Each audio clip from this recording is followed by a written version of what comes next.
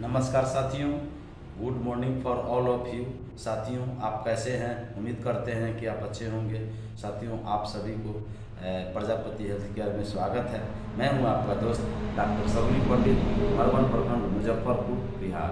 दोस्तों, जैसा कि आप जानते हैं कि मैं यूट्यूब के माध्यम से मैं आपके बीच आता हूं। दोस्तों, आज का वीडियोज़ बहुत महत्वपूर्ण होने वाला है, इसलिए आज हम बात करेंगे वाले हैं रेस्पिरेटरी सिस्टम के बारे में बात करेंगे। श्वसन तंत्र क्या है, श्वसन तंत्र में कौन कौन सा अंग आता है, श्वसन तंत्र में जो अंग है उसका क्या नाम है।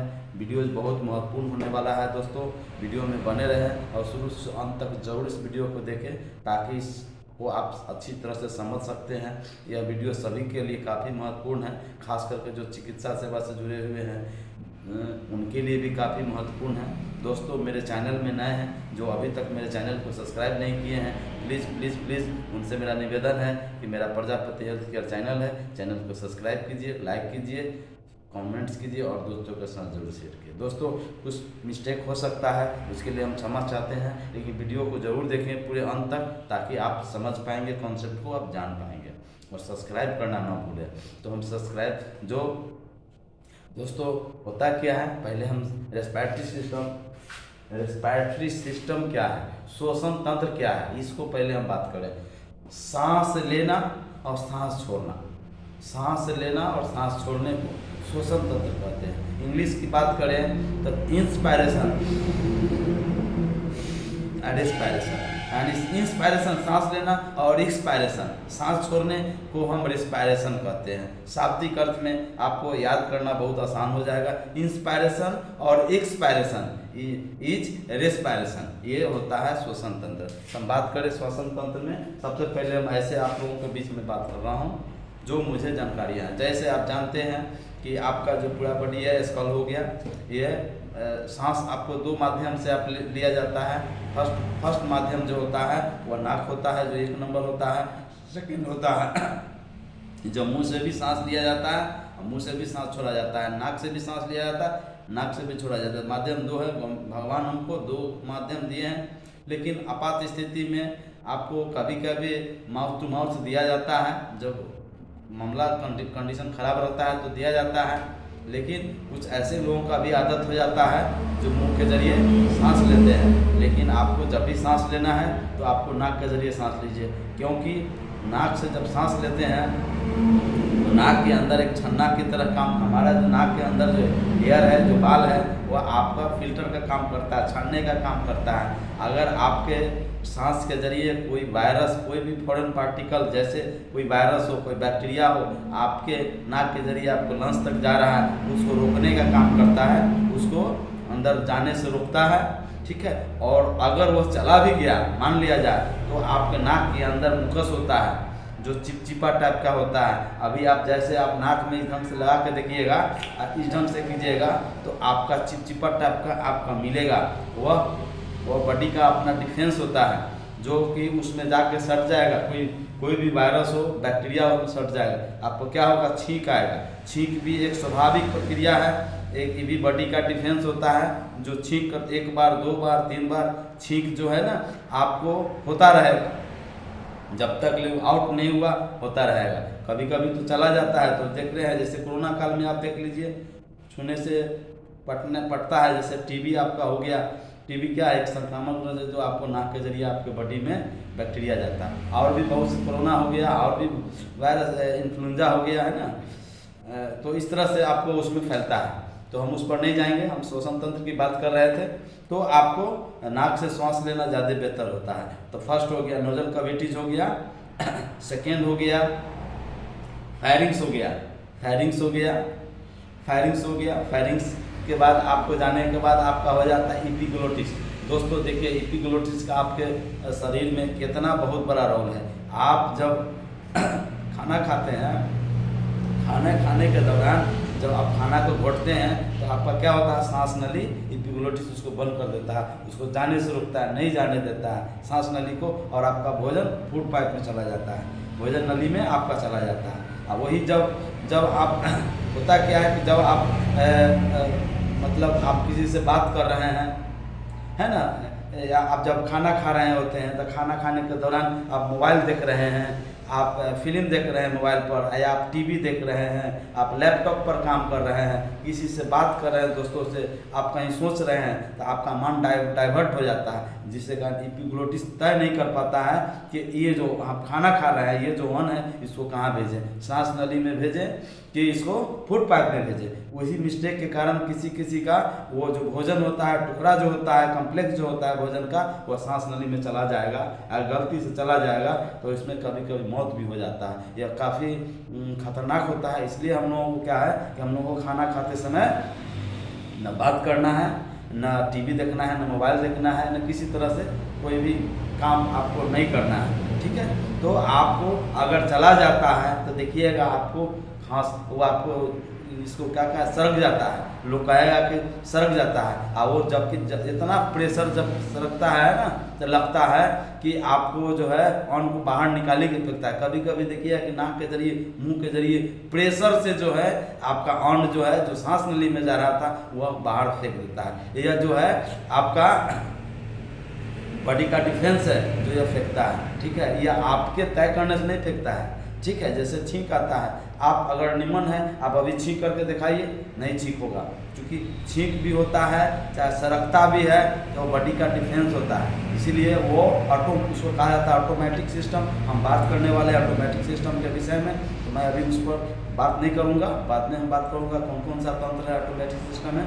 तो बॉडी का डिफेंस के कारण उसको बाहर निकाल दिया जाता है। नहीं, अन्न अगर चला जाएगा सांस नली में, या पानी चला जाए, कुछ भी चला जाए, तो निमोनिया हो जाएगा। जैसे आप देखते हैं कि एक्सीडेंट अगर होता है तो डॉक्टर आपको कहता है कि एक्सीडेंट में आपको पानी नहीं देना है। पानी क्यों नहीं देना है? मरीज अगर बेहोश है, आप पानी दीजिएगा, पानी आपका चला जाएगा, सांस नली के ट्रेकिया से होते हुए लंग्स में चला जाएगा, उसको निमोनिया हो जाएगा, तो उसमें उसका जान चला जाएगा। या हो सकता है कि ब्लड उसमें चला जाए, तो ब्लड चला जाएगा तो उसमें भी उसको ये निमोनिया हो जाएगा, परेशानी से ग्रसित हो जाएगा। तो इस तरह से दोस्तों आपका उसमें परेशानी होता है। अब हम बात करें एपिग्लोटिस की, बात कर रहे थे, तो एपिग्लोटिस हो गया। एपिग्लोटिस के बाद क्या होता है? लैरिंग्स होता है। लैरिंग्स होता है, एपिग्लोटिस जो है आपका, ये आप देखिएगा जिसको लिबली भी कहा जाता है, वहाँ उसका लैरिंग्स हो गया। लैरिंग्स में वहाँ पर वॉइस बॉक्स होता है। पहले दोस्तों मैं फिगर पर मैं बात करूँगा, ठीक है। तो दोस्तों फिगर पर मैं बात करूंगा, पहले मैं आपको इस तरह से क्लियर कट के मैं बतला दूं, तो उसके बाद आपको लैरिंग्स हो गया। लैरिंग्स में वहाँ वॉइस बॉक्स होता है, हम लोग जो बोलते हैं उसके वजह से, वॉइस बॉक्स के वजह से ही हम लोग बोलते हैं, जो गर्दन के नज़दीक अवस्थित होता है। जैसा ही पिक्चर में दिखेगा आपका वॉइस जो है ना, आपका यहीं पर होता है। इसके बाद ब्रोंची में आइए। ब्रोंची में आइए, जो कि ब्रोंची क्या होता है? ब्रोंची में आपका जो ऑक्सीजन होता है, जो आप सांस लेते हैं, सांस के जरिए आपका ऑक्सीजन कृष्णनली में वहाँ जाता है। आपका वहाँ हीलियम के रास्ते आपका जो ऑक्सीजन होता है वो पूरे फेफड़ा तक आपको जाता है, जो वहाँ ब्रांच है, छोटी छोटी शाखाएं हैं जो वहाँ आपको जाता है, ठीक है। ब्रोंची के बाद होता है ब्रोंकोलस होता है। ब्रोंकोलस में दोस्तों क्या होता है?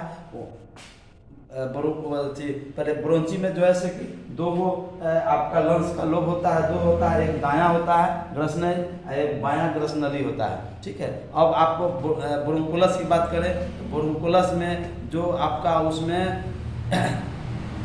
जो फेफड़ा के अंदर जो छोटी छोटी शाखाएं होता है,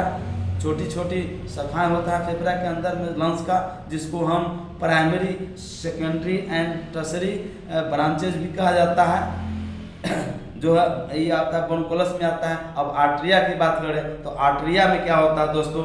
आपका जो ब्रोंकोलस का जो लास्ट एंड है, यानी आर्टरिया का अंतिम भाग को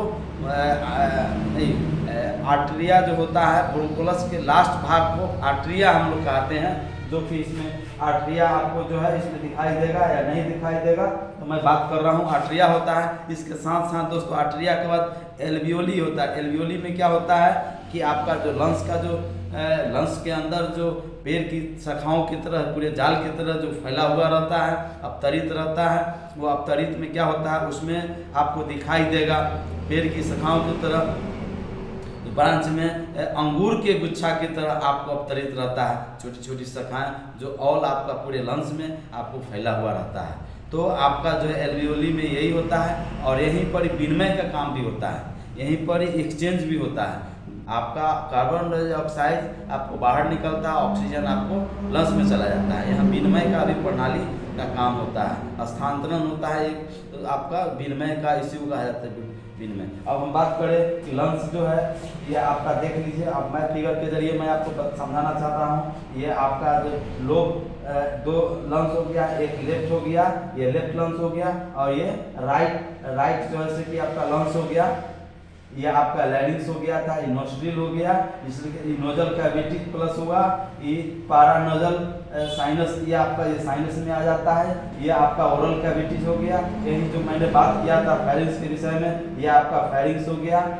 इस तरह से जो है ना ब्रोंची हो गया, लेफ्ट लंग्स हो गया, ये डायफ्राम हो गया। दोस्तों जब हम सांस लेते हैं डायफ्राम भी फैलता है और सिकुड़ता है। जिस तरह से आप देखिए आपका डायफ्राम ऊपर आ गया, छोड़िएगा, डायफ्राम फैलता है। तो डायफ्राम भी आपको काफ़ी मदद करता है। जो मैं बात किया था पिछले बार डायफ्राम में, राइट लंग्स हो गया। इसके साथ एल्वियोली के बाद जो आपका लंग्स की बात करें तो लंग्स का जो है कि लेफ्ट और राइट दो होता है। लेफ्ट तो राइट की बात करें, राइट लंग्स का वजन लगभग 625 ग्राम के आसपास में आपका लंग्स का वजन होता है।